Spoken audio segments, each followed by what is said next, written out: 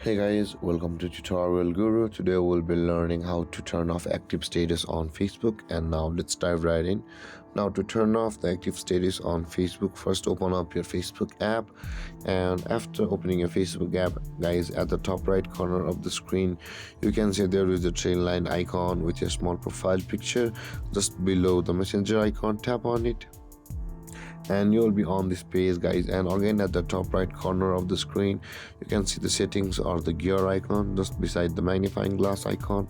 Tap on it and scroll down until you can find the active status under the category of audience and visibility, which is the last one below the blocking eyes. Tap on it and you can see where it says the show when you're active, and at the right side of that there is a toggle icon, turn on. If you tap on it, and this menu will pop up where it says turn off active status.